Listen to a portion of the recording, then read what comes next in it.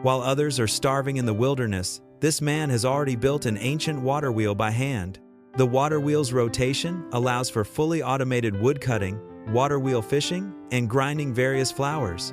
He makes all sorts of delicious food, living a heavenly life by the mountains and rivers in the wild. Quickly grab your phone with about 70% battery, find the most comfortable position, and lie down. Get ready to watch this stress-relieving episode. This is William, a civil engineering graduate. Today, he returns to this familiar place, wanting to relive past memories. Looking at the traces of his previous life here, he recalls that 4 years ago, he was just starting out, young and naive. It was his first time here, and his building techniques were a bit clumsy. Now that he has completed his studies, he decides to use what he's learned over the past 4 years to create a satisfying project. This fallen tree in front of him might be useful. He can use the nearby river to build a water wheel power device. First, he needs to clear this area. Since his height hasn't changed in years, he plans to keep this bed for now. To safely handle this large tree, he first ties the 2 trees together with a rope. This way, as the tree falls, it will be firmly restrained, ensuring his safety.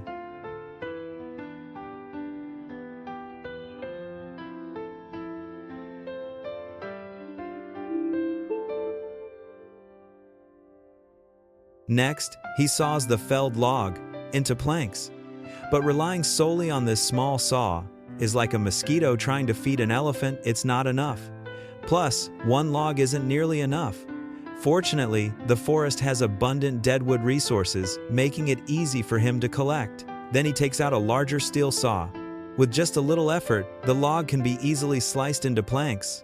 However, he'll need a lot more lumber later, and doing it all by hand would take forever. This strengthens his resolve to build a water wheel. But he left in a hurry and forgot his iron nails. Luckily, he has his portable hole-punching tool. With minimal effort, he can make wooden pegs. Honestly, doesn't this look like the daily spiritual food for you guys?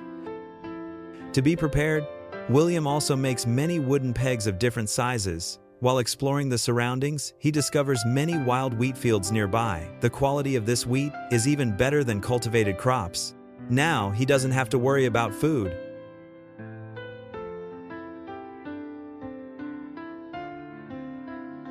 The first step in building the water wheel is to create a base frame.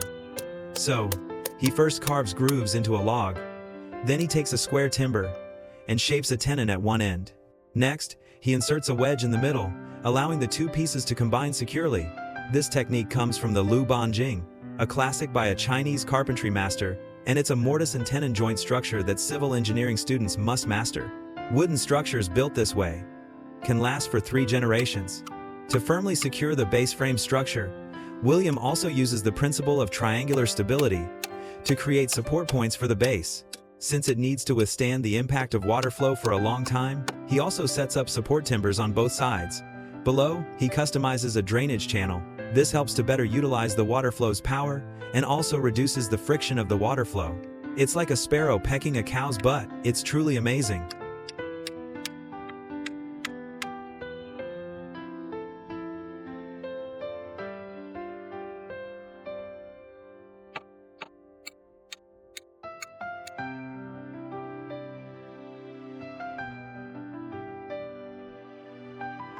Next is the core part, making the water wheel. He first crosses the wooden planks at 120 degrees. Then, he uses a hole punch to pierce through the center. Afterward, he inserts a long wooden peg to secure it. To prevent displacement during rotation, he also drives 4 short wooden pegs around the center. Now, he just needs to make the water wheel a perfect circle.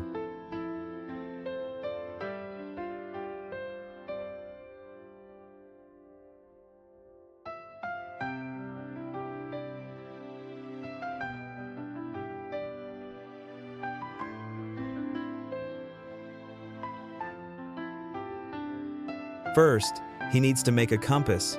This process doesn't require much effort. He just needs to insert a wooden peg into an iron pipe, seal both ends to block out air, then roast it over a fire until it carbonizes. While that's happening, he heats up a pot of coffee to relax.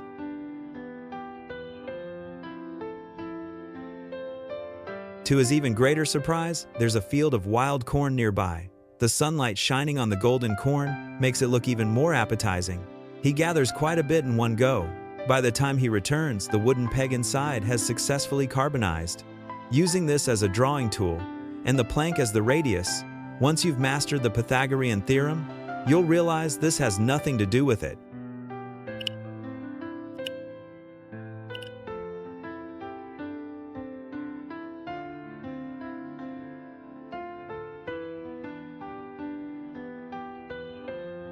Then, he just needs to saw off the excess parts.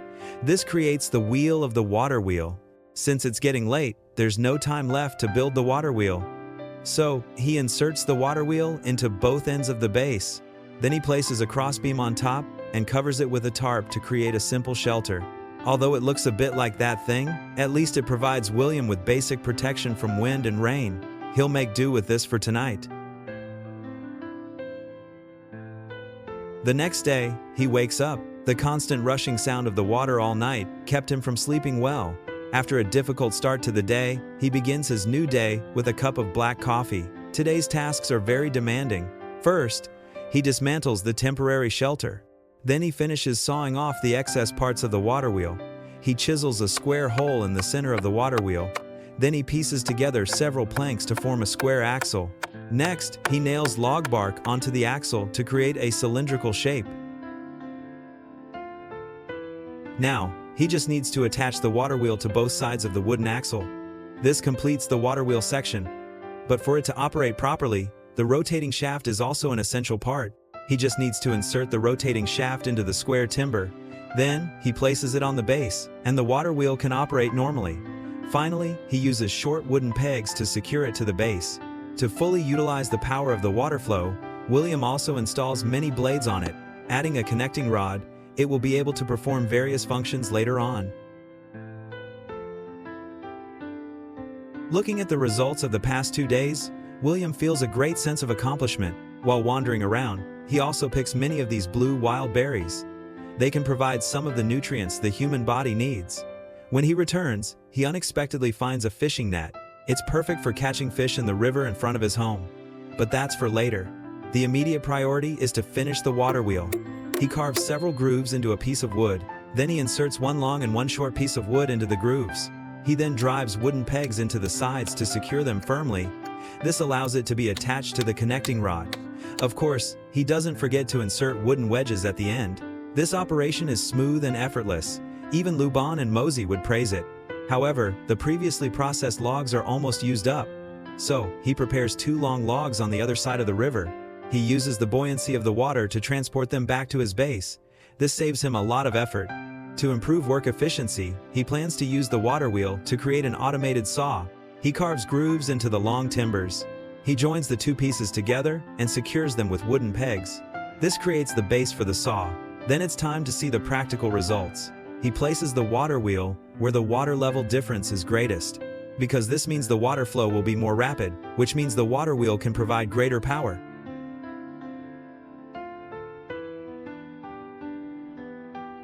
Looking at the fertile fields and abundant water before him, he thinks there must be a big catch inside. So, he washes the fishing net he found. He ties stones to one end so it sinks to the riverbed. The other end is secured to the riverbank with a wooden peg. Now, he just has to wait for a lucky fish to get caught. But since he has no place to stay tonight, it's a good thing he still has the old, abandoned bed. In just a few quick moves, William transforms it into a simple A-frame shelter. He builds a small fire.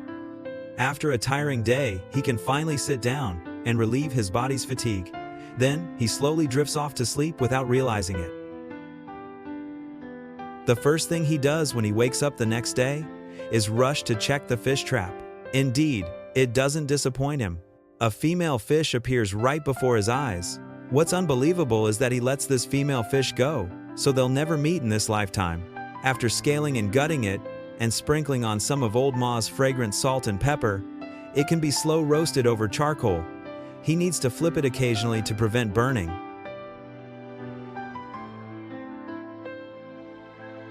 Once it's crispy on the outside and tender on the inside, he can enjoy this wonderful gift from nature.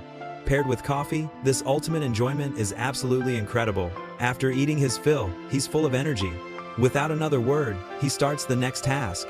He first elevates both ends of the log, then he nails tracks onto the wooden board. After ensuring the linkage board can slide properly, he then nails the cover board on top. He also applies charcoal powder to minimize friction between them. Finally, he just needs to disassemble the steel saw he brought and install it onto the linkage rod. As the screws are tightened, the steel saw is slowly straightened. Then, he can connect it to the power device. To successfully achieve automated wood cutting, rollers are, of course, an indispensable part. After all the components are installed, the fully automated saw can finally operate normally.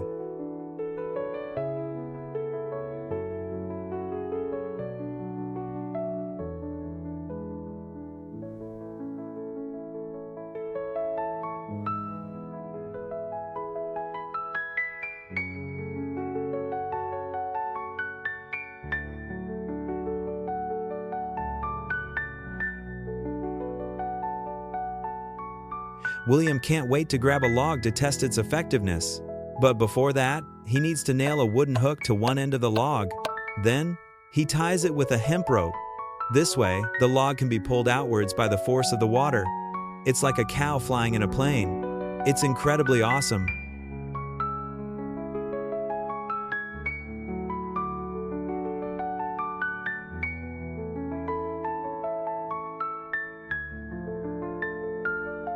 Although the pace is slow, the sawn planks are quite decent.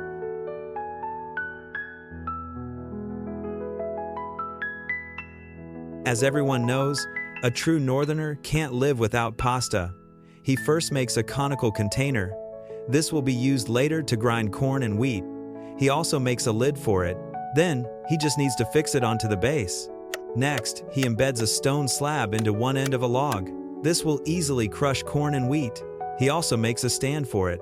Now, he just needs to install the pounding rod, insert wooden pegs to secure it. Let's witness how effective at Island.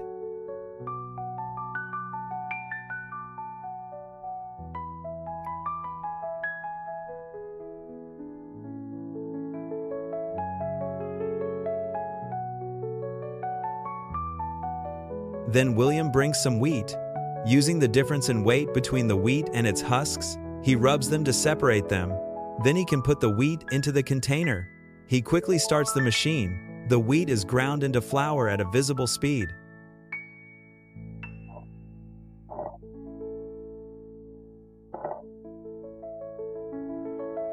With wheat flour, steamed buns are easy to make. Then he adds Runtian brand mineral water and sprinkles a little fine salt. After kneading it evenly, he can squeeze it into the pan to fry. Although it looks a bit like that thing, at least the finished product doesn't look too bad. Watching him eat heartily, it must taste pretty good.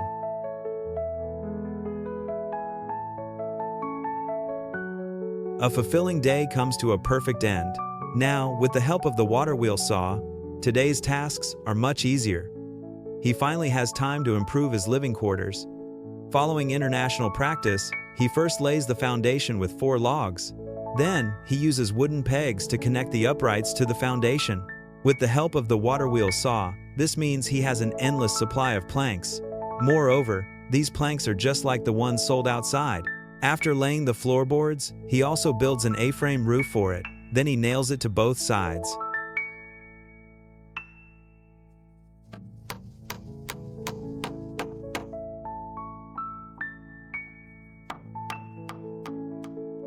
After finishing this task, he then brings the door frame.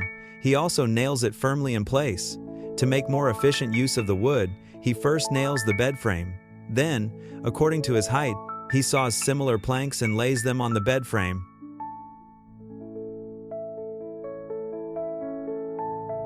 Next is the roof installation. Considering it needs to be waterproof, each plank must be overlapped and nailed. Under William's skillful hands, these planks are all placed in their most suitable positions, creating a seamless effect. You should marry a beautiful wife and live in a beautiful house. Look at this attic-like doorway. It's truly stylish, like a goat farting with flair. To ensure his safety at night, he custom builds a door for the wooden house.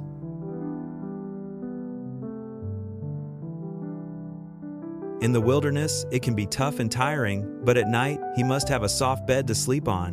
Wood shavings are the perfect choice for filling the mattress. The way he smooths it out cures my years of OCD. Then he nails down the bed sheet. A large bed is now complete. He also makes a sawdust pillow for it. To have a place to put things, a wooden table is, of course, essential. After a busy morning, it's almost lunchtime. He pours in the corn kernels, waiting for them to be ground into flour.